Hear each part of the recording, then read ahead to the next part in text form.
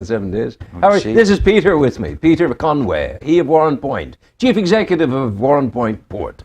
That's a right. busy man, because I know how busy it is. I see your traffic go past you Yes, every day. you do. Up and down the lock, always. Yeah. There was a little bit of a kerfuffle, and it's now sorted out, because you said at the beginning, and we reported it at the Yes. beginning, that the business of the kind of earthen bank there at Narrowwater Roundabout was but a temporary thing. That's correct. And yes. true to your word, that's what it was. It's now gone. Yes. What was the purpose for it? What did you achieve? Well, we purchased that land just about 18 months ago, Rowan. And of course, if you remember, and I was involved in it, 10 to 15 years ago, there was a big campaign, Save Our Seafront. Oh, yes. It's me who gave it the name, actually. Yes. And it was because at I that think stage... I'm going to admit something to you here, and please don't dismiss me from your friendship forever. I called you a load of dinosaurs at the time. Do you remember that? Yeah, I do. My and of course we succeeded. Oh, the load of dinosaurs came back to haunt you. It did. At that stage, the Harbour Authority had a ridiculous plan to fill in the town dock and to make the town dock a container yard. Now, of course, that would have been a disaster for Warren Point, for the town, and indeed for the port.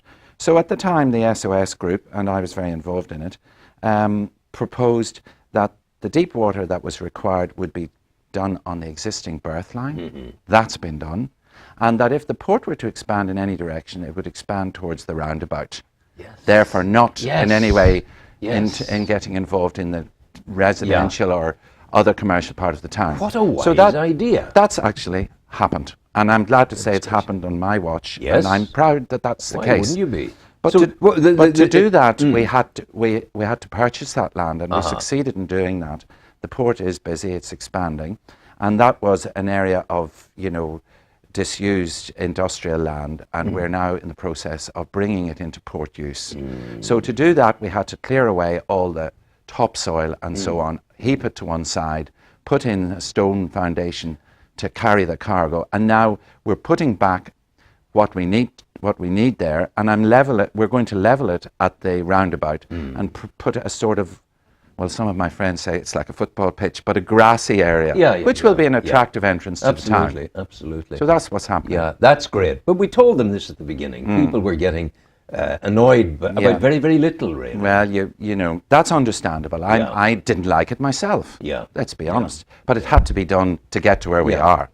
It's the omelettes and eggs philosophy, isn't it? You need to do the breaking bit first of all. But congratulations. Last year was a huge year for you. Yes, we broke all records. We had a 16% increase in our tonnage overall, and that broke down into all the various components: steel, timber, of course the roll-on, roll-off, the sea truck, which is a twice daily service. It's very, very busy. But the interesting thing is, export has grown, and that's something which I think is beneficial to the entire economy. So we're seeing a lot more export. At the moment we have export of a lot of building materials, cement, bricks, blocks, and insulation to the London area. Very busy. But export, you see, it's often been said, and it's absolutely demonstrable, export is the lifeblood of prosperity in an economy. It is. You need to export. Yes, especially in this area, in the British Isles, shall we say, in these islands, because we're what they would call in Ireland in particular, and Northern Ireland, a small open economy. We cannot rely totally to produce goods for our own consumption only. If we do that, we're sunk, really. We need to be able to produce for export, and that helps the growth of the economy. If you have a very big country and a big state, that's different. United States, for example, in many ways, they can produce so many goods and services for their own people, because they have, 260 million people, consumers. Whereas in Northern Ireland, 1.7 million, and in the island of Ireland, only 6. So to really succeed in this day and age, small open economy needs export and needs import as well. Of course. But this success is occurring in a year that almost saw Larne Port go out of business. Yes, Larne have had problems. They don't have the mix of trade that Warren Point has, nor indeed Belfast or Dublin has. Larne are essentially a terminal. They're a roll-on, roll-off depot, if you like. So they don't have the steel cargoes, the timber cargoes, the coal, the grain, all these other things. They just literally a roll-on, roll-off. And of course, the big problem there is they're very close to Belfast. And Belfast roll-on, roll-off trade to Stranraer, to Heysham, and to Cairnryan has increased at the expense of Larne. Poor Larne. We take no pleasure in it. No. But it's an underpinning of the wisdom of what's happening at Warren Point. Yes. And the future now for Warren Point. You dreamed of the expansion towards Newry of the onshore facilities at the port, and you brought that dream to fruition. What's your new dream, Conway? Well, to continue to grow the port, and to be honest, the roll-on, roll-off service is a 24/7 operation, so it operates all through the day and the night, and that's why there are 4 ships, 2 in each direction every day. The rest of the quays, to some extent, could be further utilised, and we could put more volume through if we extended our working day. But there's no point in doing that unless you have the business. Yeah. So my aim would be to try and expand, increase the business, which increases the employment. Yes, of I mean, course. we're already, this year we've trained in another 20 new casual employees. And from that pool, we'll be making permanent positions in the near future. So it's a very, very good economic driver for the region. Yeah. You're there at the heart of that community in Warren Point. There's no two ways about it. Well, we have to be able to get on with it, the community as well. Yeah, but you are that. Yeah, I hope so. The community loves you. You can't be you loved have by the ups everybody. and downs, you have the hiccups and all the rest of it. Yes, but broadly speaking, there's no one in the community who will say that Warren Point Port is not good. No, I'm sure that's correct. Oh, I think so. You know, sometimes in my position, you tend to hear the naysayers more than you do the positive. Yeah. But no, in general, and I think that's important. It's important for business and industry to get on well with its neighbours and stakeholders. There's a great, confidence comes from important sectors. Sea truck, Yeah. new vessels, Yes. huge investment Yes. in the floating end of the business. People don't do that without doing their market research and develop their confidence. Well, that's right, because they've put their money where their mouth is. They're a big Danish company, Clipper. Their Irish subsidiary, Seatruck, are doing very well, not just in Warren Point, but in Dublin as well. And, I mean, they have spent, it's £30 million per vessel in their commitment to these routes. So they would, as you say, they wouldn't do that lightly. No, they wouldn't. We once lost a roll-on, roll-off facility to Dublin, not in your Correct. watch. Merchant ferries. Yeah, that was in another era. It was in another era, and believe it or not, from, I think to use the expressions that you would use yourself, from the ashes the phoenix arose. Yes. Because it were ex-employees of merchant ferries who set up Seatruck. My goodness, you're joking. Including Alistair. In Newry, including Alistair. Yes, Alistair. Was he merchant ferries? He was merchant ferries. Yeah. There's another story for you. That's lovely. Yeah. So merchant ferries made that decision. Their own employees thought, this is wrong, because this is a natural route. Yeah. It's a natural route from the central corridor of Ireland to the busy industrial north, west and northeast of England. You weren't there at the time, but can we recall what was the rationale in merchant ferries swimming against that current? Well, I suppose they felt that Dublin was the big base for business and industry, and that a certain amount of their trade would have come from Dublin, and the road system wasn't as good. I mean, you must remember we're in a different era now. People that use Warren Point to import or export, let's say they're in the Dublin region. Sure, it's no distance. No distance, You don't have to go through Balbriggan and you just go down Drogheda. past. You go down past Newry Airport, and then you're into Dublin. That's it. But I mean, it is our airport. Yeah. Goodness gracious. Yeah. North of Dublin. When I'm marketing the port, and for business people, they have to look at transport links for themselves to get here. They don't come by sea. I say we're less than 1 hour away from 3 airports. Yes. We're on Dublin, Belfast City, and Belfast International. Yeah. Sure, it's brilliant. Perfect.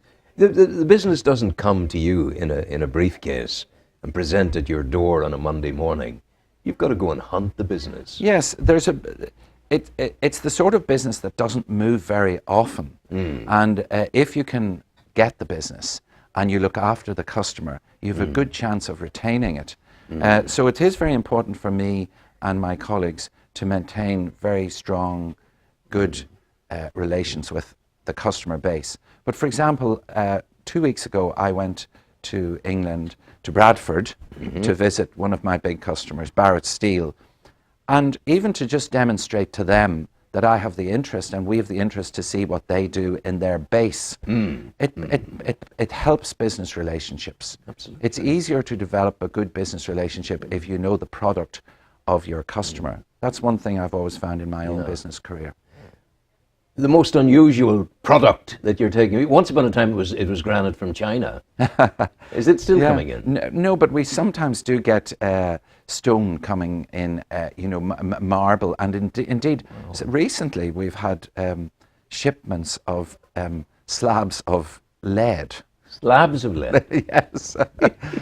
So, it's an amazing thing just to see some of the things that come across the quay. I think the most unusual one, I maybe mentioned this to you before, is on the sea truck export, we are exporting tail fins for the Bombardier jet. Wow.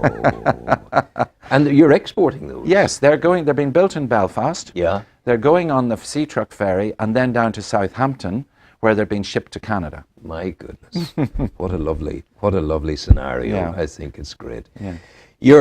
We had the sadness just a week ago of the loss of one of your former board members in the harbour, the Harbour Authority, Lord Bella-Edmund Eddie Hawkey. Yes. That put us all back on our feet. It did.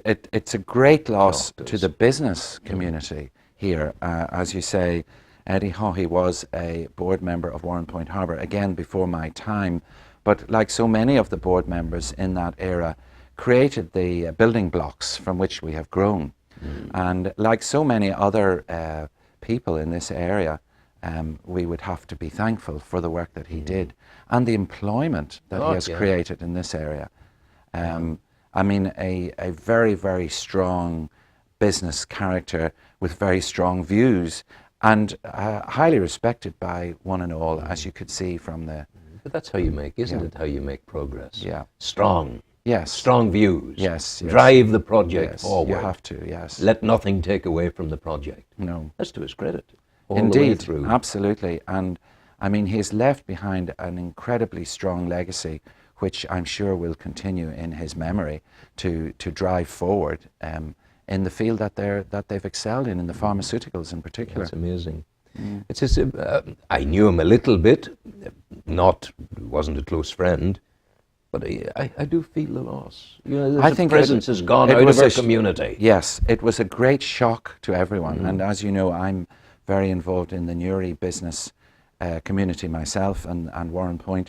I'm a secretary of the Chamber of Commerce, and even in the Chamber, there was a palpable sense of loss because Norbrook are involved in the Chamber, and very recently had our Chamber a monthly meeting in Norbrook at his invitation. Yeah. So it was a dreadful shock. When I would have gone up to him on occasions for filming, for either a Newry documentary or something, he would always have, the shoot would have started with an invitation into the office, and he'd be behind the big desk with the map of the world behind him. Yeah, yeah. And the china would come out. Yes. With white china with beautiful red roses on it, and the tea would be poured. Yes. And cupcakes. Yes, yes. And you'd be subjected to a hockey inquisition about how are things, what's happening, what are people saying, what's going on. I know. Huge curiosity. Yes.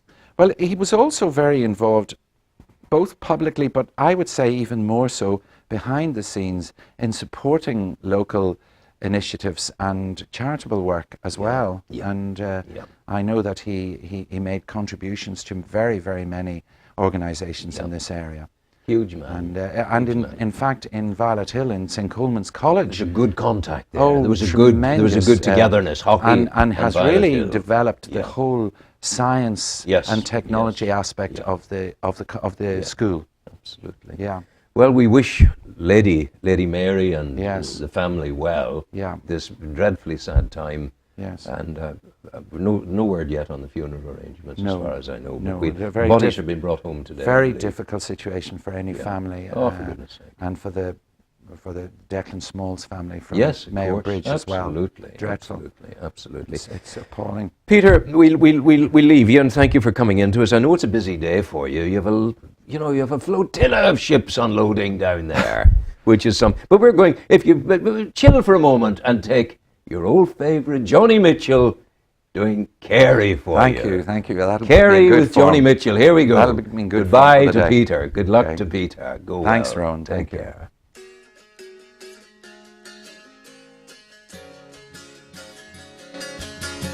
The wind is in from Africa. Last night I couldn't sleep. Oh, you know it sure is hard to leave here, Carey, but it's really not my home. My fingernails are filthy. I've got beach tar on my feet, and I miss my clean white linen and my fancy French cologne. Oh, Carey, get out your cane. Put on some silk. Oh, you're a mean old daddy, but I like you.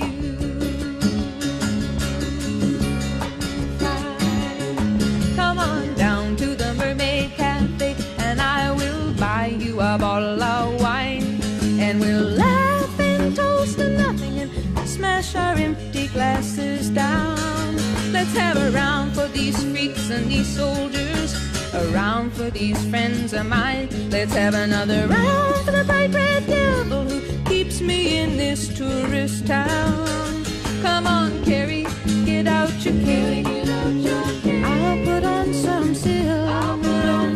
Oh, you're a mean old daddy, but I like you. I like you, I like you, I like you. Maybe I'll go to Amsterdam, or maybe I'll go to Rome, and rent me a grand piano and put some flowers around my room.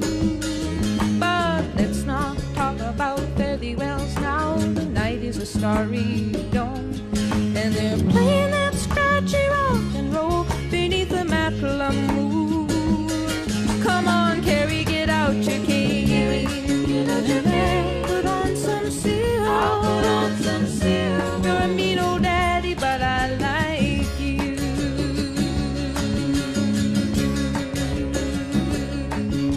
The wind is in from Africa.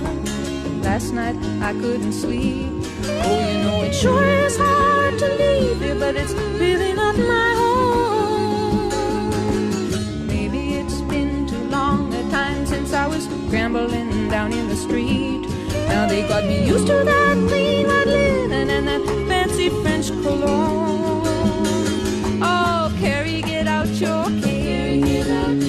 I'll put on my finest silk. Go to the Mermaid Cafe, have fun tonight.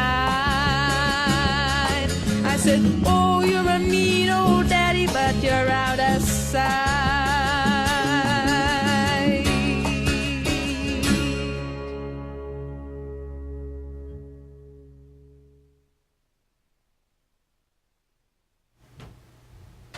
That's me, Sean. Am I on air, Sean? Sean's very kind. He keeps me right. I was bidding farewell to Peter Conway there at Warren Point Port. Peter, a good man, a strong man, a good businessman down there, travelling all over these islands to underpin, copper fasten in nautical terms, the success that has come to Warren Point Port. You're with Destination Newry. It's the morning programme, Good Morning Newry and Morning the World. And we thank you for all of your communications with us. And it's so good to hear from you in the social media right across the planet. I greet you, Licia Troughton, this morning in Canada. How are you? It's lovely to hear from you. Do keep in touch. We'll see you when you come to Ireland. That'll be a good time too. So we wish you well in Canada this morning. We wish the gentleman in London who met me in Newry, we were having coffee together a week ago, and he said, Rowan, we watch you all the time over in London. It's a great link with home. And indeed it is. People value